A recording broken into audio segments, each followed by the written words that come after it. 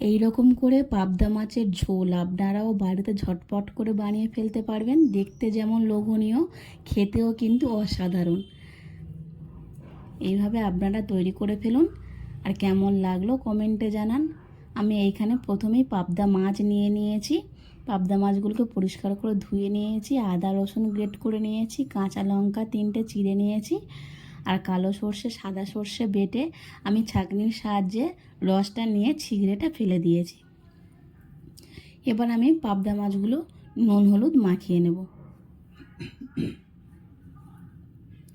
সুন্দর একটা রেসিপি, আপনারা পুরো ভিডিওটা দেখুন, কেমন লাগলো কমেন্টে জানান, আর অবশ্যই করে আপনারা বাড়িতে এইভাবে তৈরি করে খান।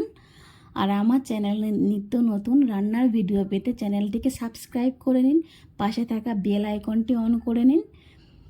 এখানে আমি মাছগুলোকে নুন হলুদ মাখিয়ে নিয়েছি। কড়া গরম হয়ে গেছে, কড়াইতে দিয়ে দেব সর্ষের তেল, দিয়ে পাবদা মাছগুলো দিয়ে আমি প্রথমে দুটো পিঠই লাল করে ভেজে নেব মাছটা। দেখুন একটা পিঠ ভাজা হয়ে গেছে, এবার আমি উল্টে দেব, দিয়ে দুটো পিঠ মাছের ভালো করে আমি লাল করে ভেজে নিতে হবে।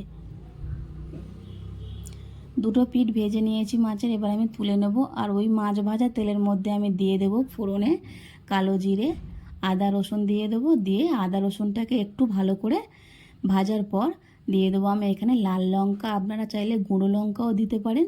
আমি এখানে যেহেতু কাঁচা লঙ্কা দেবো তাই গুঁড়ো লঙ্কাটা দেবো না, কালারের জন্য একটু দেবো লাল লঙ্কা।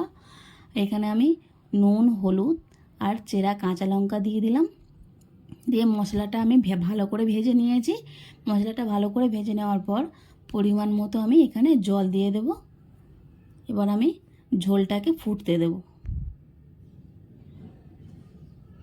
দেখুন এখানে ঝোলটা ফুটে গেছে। এবার আমি সর্ষে বাটাটা দিয়ে দেব, ভেজে রাখা মাছ দিয়ে দেব। ভেজে রাখা মাছ দিয়ে আমি কিছুক্ষণ রান্না করে নেব কম আঁচে।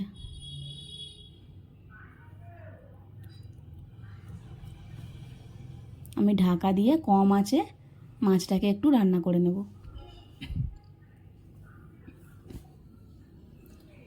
দেখুন ঝোলটা ফুটে গেছে আর মাছটাও সিদ্ধ হয়ে গেছে। এবার আমি নামিয়ে নেব। খুব সহজেই এই রান্নাটা হয়ে যায়।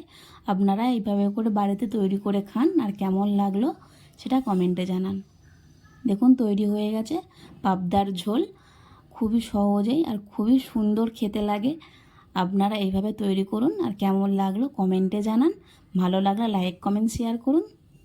Thank you.